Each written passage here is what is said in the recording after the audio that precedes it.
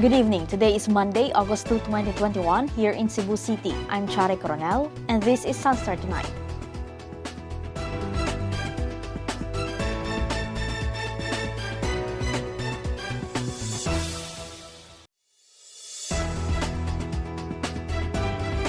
A health official says around 400 nurses are needed in Cebu. Some hospitals lack personnel but still have available beds. This came after photos circulating in social media showing patients in ambulances and private cars queuing outside a private hospital in Cebu City waiting to be accommodated on Sunday night. Kenneth Torres reports. Around 400 registered nurses are needed to augment the medical workforce in Cebu. Department of Health Central Visayas Director Dr. Jaime Bernada said that there are still available beds but some hospitals lack the manpower. He said they already recruited 50 nurses but only 8 responded to their call. On Sunday, at least 31 patients in ambulances and private cars have been waiting to be accommodated in a private hospital in Cebu City. The vehicles have been queuing outside the hospital waiting for their turn. Oxygen tanks were seen standing next to some of the vehicles. Bernada said that according to the administrator of the private hospital, their emergency room and intensive care utilization were already full. They already advised the patients to transfer to other hospitals. However, they prefer to be admitted at the said hospital. The hospital added 10 ICU beds. The health official added, according to the hospital, they still have vacant COVID beds. However, they lack health personnel. Data from the regional DOH showed that the entire Cebu Island has critical care utilization rate of 54.3% for the ICU beds, 43.7% for the COVID beds, and 61.1% for the isolation beds. Meanwhile, Mandaue City Mayor Jonas Cortez said the city government is eyeing to provide accommodation to the medical frontliners now that the city is experiencing a rise in cases and implemented stricter restrictions. Last year, at the peak of the pandemic, the city also provided lodging for the healthcare workers. In Lapu-Lapu City, Mayor Junard Chan confirmed that 10 barangays recorded Delta cases.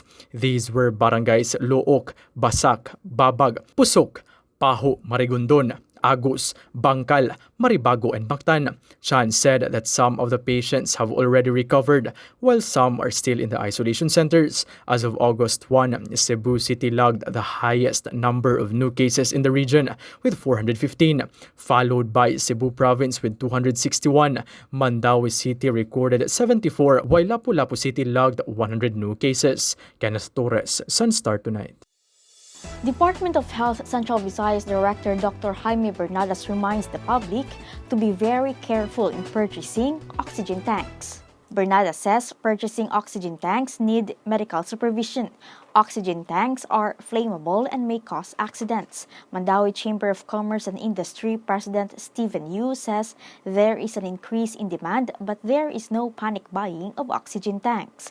Yu has advised the public not to be influenced too much by social media and to remain calm. Cebu Governor Gwendolyn Garcia has assured that the capital will provide 50 oxygen tanks to the provincial hospitals. Aside from this, the provincial government will also give medicines. The issue has surfaced after individuals were seen buying oxygen tanks in a medical supply store in B. Rodriguez Street in Cebu City this afternoon. A health official says Cebu Province and Tri-Cities of Cebu, Mandaue and Lapu-Lapu were assessed separately on their quarantine classifications. Kenneth Torres reports. The Department of Health says that the reported shortage of ward and intensive care unit beds for COVID-19 patients in the highly urbanized cities of Cebu, Mandaue, and Lapu-Lapu is irrelevant to the reclassification of Cebu Province quarantine level. Cebu Province's quarantine status has been downgraded to general community quarantine with heightened restrictions from modified enhanced community quarantine until August 15.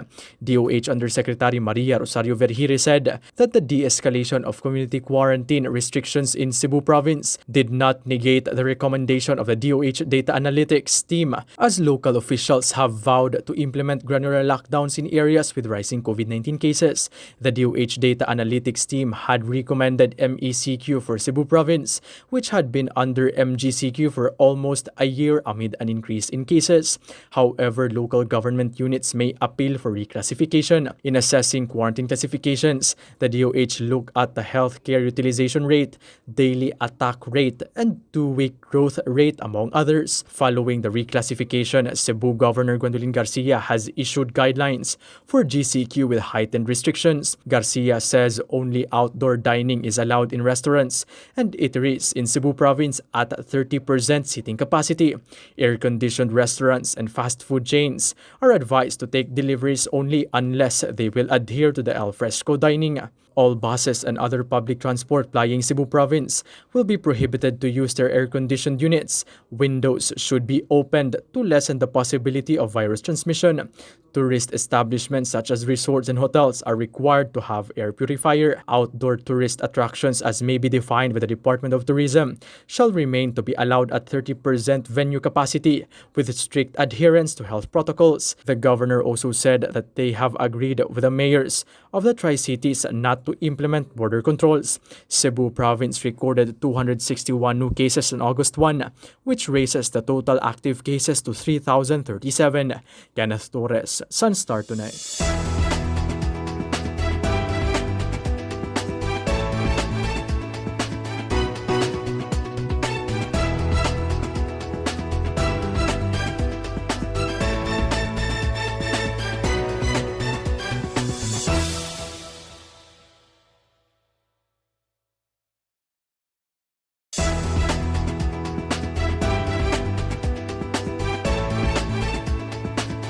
Mandaue City Councilor Carmelino June Delmar has passed away this morning. This was confirmed by Mandaue City Mayor Jonas Cortez in his Facebook post today. Last July 22, Delmar posted on his Facebook post that he and his wife were positive for COVID-19. Delmar started serving the public as barangay councilor in Barangay Ibabaw Estancia.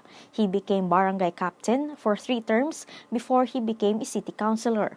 Cortez described Delmar as a good friend, colleague, and a good public servant. To get the latest, visit www.sunstar.com.ph. Follow us on our YouTube channel and official social media accounts on Twitter and Facebook. I'm Chari Coronel. This has been SunStar Tonight. See you again tomorrow. Good night.